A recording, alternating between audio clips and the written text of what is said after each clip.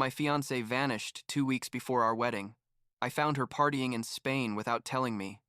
But when she came back and called me selfish for worrying, I canceled everything and lost $30K. Now she's back begging, and what I did left everyone speechless. I'm 33 years old. I work in sales for a software company, and a year and a half ago, I was 2 weeks away from marrying the person I thought was the love of my life. Spoiler, I didn't get married. And not because she had doubts or because I changed my mind, but because she literally disappeared 2 weeks before the wedding to go party in Spain with her college friends without telling me anything. Yeah, you read that right. She disappeared. And when I say disappeared, I mean I woke up one day and she wasn't there. Her phone was off, and nobody knew where she was. But anyway, let me start from the beginning because this story is so absurd that sometimes I don't even believe it myself. I met Ava like 6 years ago, I think, at a birthday party for a mutual friend. She was smart, funny, had this incredible energy that made any place feel more interesting when she was there. We hit it off from the start, you know, that instant chemistry that sometimes happens. We started dating a few weeks later, and basically from that moment on, we were inseparable. Or so I thought. Our relationship was pretty normal during the first few years. The typical couple stuff, trips together, dinners, meeting the families, all that stuff. She was a graphic designer and worked from home most of the time, which was great because I had a pretty flexible office schedule and we could spend a lot of time together. I proposed 2 years ago on a trip we took to the coast. Nothing too elaborate, just the two of us on the beach at sunset, like a romantic movie but the low-budget version. She said yes, obviously, and we started planning the wedding almost immediately. Ava was super excited about the whole wedding thing. I mean, she wanted everything to be perfect. We spent months choosing the venue, the colors, the food, the music, literally every detail.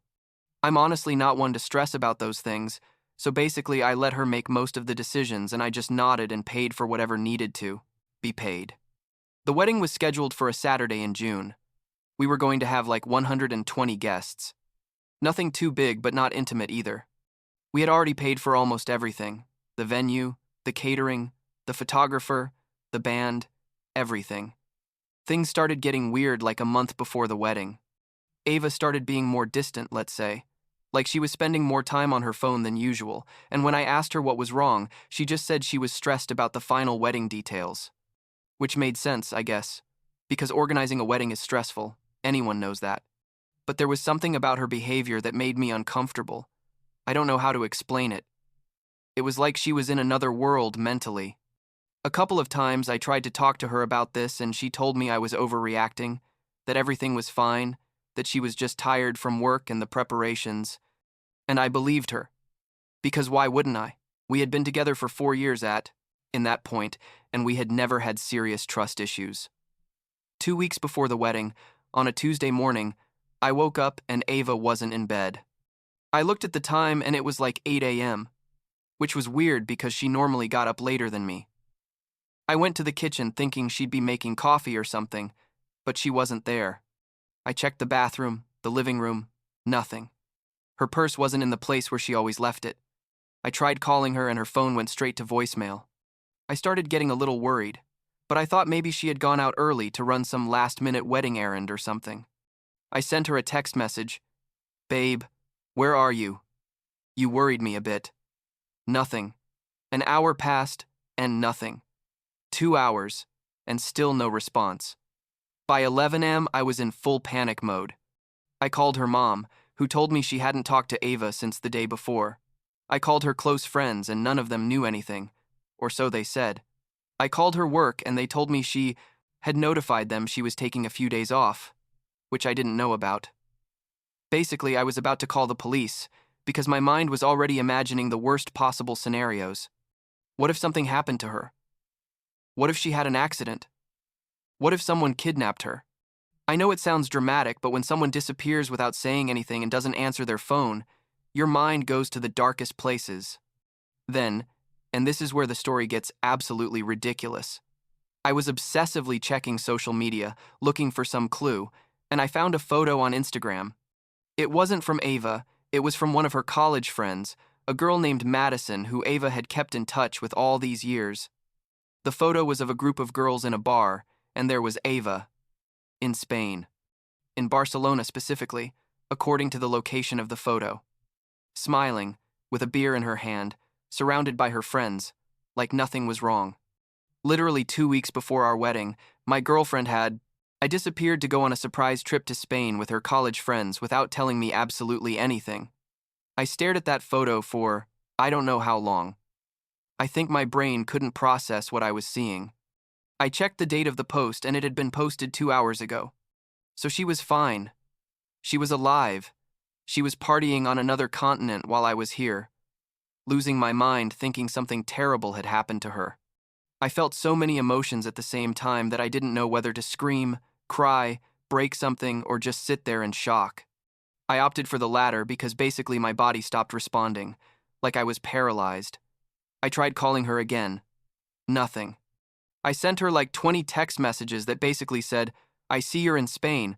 What the hell is going on?" In different variations. Nothing. I called her parents again and showed them the Instagram photo. Her mom started crying immediately.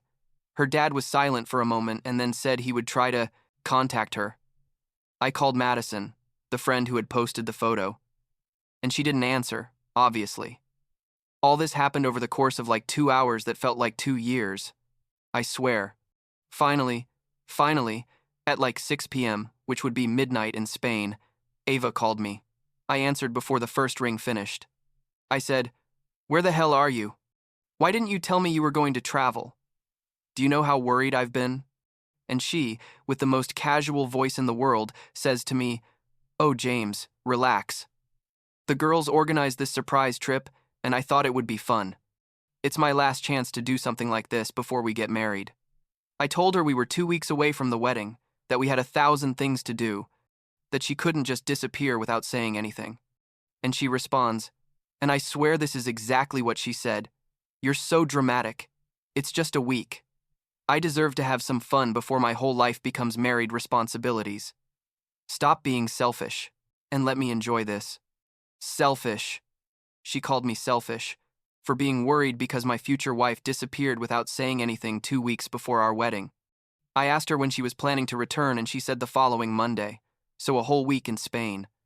I told her we needed to talk about this when she got back, and she interrupted me saying her friends were waiting for her to go to a club and that we would talk later. And she hung up. She just hung up. I sat there with the phone in my hand, feeling completely empty. It was like the person I had talked to wasn't really Ava, or at least not the Ava I knew. I tried to process everything, like make sense of the situation, but I couldn't. Every time I tried to think rationally about this, my mind just repeated, "She called you dramatic and selfish for being worried," over and over. I didn't sleep at all that night. I stayed awake thinking about our entire relationship, looking for signs I had ignored, wondering if I really knew this person I was about to marry. The next day, Wednesday, I started making decisions. First, I called my parents and explained what had happened. My mom was horrified. My dad was furious. Then I called Ava's parents, and we had a long conversation about what to do. They were just as confused as I was, said they didn't understand what was wrong with their daughter, that this wasn't normal. During that conversation, I made a decision that changed everything. I told them I was going to cancel the wedding. There was a long silence on the other end of the line, and Ava's mom started saying that maybe we should wait until she got back, that maybe we could talk and work this out, that canceling the wedding was a very big decision. And I told her, with the calmest voice I could, if she can go to Spain without telling me anything 2 weeks before our wedding, then she's clearly not ready to get married. And I'm not going to marry someone who treats me like this. I spent the rest of that week canceling everything. And when I say everything, I mean everything. I called the event venue and explained the situation. We lost the deposit, obviously, but I didn't care. I canceled the catering, the photographer, the band, the flowers, the cake, everything. I sent a group message to all the guests saying the wedding was canceled and that I would explain the details later. Most people were super understanding. Some asked if Ava was okay, and I just responded that she was fine, but that we had decided not to go forward with the wedding. I didn't go into details because, honestly, I didn't have the emotional energy to explain this whole absurd situation to 120 people. Ava kept posting photos on Instagram throughout the week. Photos at the beach, at restaurants, at clubs, at museums, living her best life while I was dismantling our wedding. Her friends were also posting photos, all with captions about girl time and making memories and all that shit. I checked them obsessively. I know why. Maybe I needed to torture myself or something. In one of the photos, Ava was with a group of guys at a bar. I don't know who they were, probably tourists or something. But seeing her there laughing while I was here, destroying everything we had built together, was like a punch in the stomach. Monday came and I knew Ava would be returning that day. Her flight arrived at like 4 p.m. I had taken the day off from work because I knew I needed to be at the apartment when she arrived. I spent the morning packing her things. Not everything, just the basics. Clothes, bathroom products, some books and personal items. I put them in boxes and left them by the door. I changed the locks on the apartment that same morning. Yes, I know it sounds extreme, but I needed to make a clear statement that this was over. At like 5:30 p.m., I heard her trying to open the door with her key. Obviously, it didn't work. She rang the doorbell and I didn't answer. She rang again and started shouting my name. James! James, open the door! What's going on? I was sitting on the couch listening to her, but I didn't move. After like 5 minutes of ringing and shouting, my phone started ringing. I didn't answer. She sent me like 10 text messages asking what was going on, why I wouldn't open the door for her, saying we needed to talk. Finally, I responded with just one message. I canceled the wedding. Your things are in boxes by the door. You can come with someone to pick them up whenever you want. I don't want to talk to you. She kept knocking on the door for like another half hour, sometimes shouting, sometimes crying, saying we needed to talk, that I was being irrational, that how could I do this? Eventually she left. Later that night, her dad called me. It was an awkward conversation where he basically asked me to reconsider, that Ava was devastated, that she had made a mistake, but that she loved me. I told him I respected his position as a father, but that my decision was final. The next day, Ava came with her dad to pick up her things. I wasn't there. I had gone to work specifically so I wouldn't have to see her. The following weeks were absolute chaos. Mutual friends took sides. Some supported me. Others thought I had overreacted. My own parents, and this hurt a lot, thought I should have given Ava another chance. My mom told me, "Everyone makes mistakes, son. She loves you. She just needs you to forgive her." My dad was less diplomatic and basically told me I was throwing away 4 years of relationship over an impulsive trip. I tried to explain to them that it wasn't just the trip. It was the fact that she disappeared without saying anything, that she didn't care how worried I would be, that she called me dramatic and selfish when I expressed my feelings. But they didn't understand, or didn't want to understand. Some of Ava's friends, especially those who had been with her in Spain, started sending me messages telling me I was an idiot, that Ava just wanted to have some fun, that it was normal for her to want to have one last hurrah with her friends before getting married. One of them, Madison, I think, sent me a super long message explaining that they had planned the trip as a surprise for Ava and that she initially didn't want to go, but they convinced her. As if that made everything okay. I responded with something curt, I don't remember exactly what, and blocked her. In fact, I blocked all the mutual friends who didn't support me or who thought I was overreacting. It probably wasn't the most mature thing, but I needed to protect my mental health. I threw myself into work. I literally worked like 12 hours a day just to keep my mind busy. My coworkers knew something had happened, but they didn't ask much, which I appreciated. I also started going to the gym at like 6 a.m. every day before work. I had never been very into exercise, but I needed to do something with all this negative energy I had accumulated. I lost like 15 pounds in 2 months, which probably wasn't healthy, but honestly, I didn't care. At that moment, like a month after Ava left the apartment, I ran into her by chance at a coffee shop near my work. I was in line to order a coffee when I saw her sitting at a table in the back with her laptop. She looked different, like she had cut her hair and looked thinner. Our eyes met for a second, and there was this awkward moment where neither of us knew what to do. She made a small gesture with her hand, like a shy wave, and I nodded. After ordering my coffee, she approached me while I was waiting. She said, "Hi, James." I responded, "Hi." Awkward silence. Then she asked, "How have you been?" I told her. "Good." "And you?" She said, "Surviving, I guess." More silence. Finally, my coffee was ready and I said, "I have to go."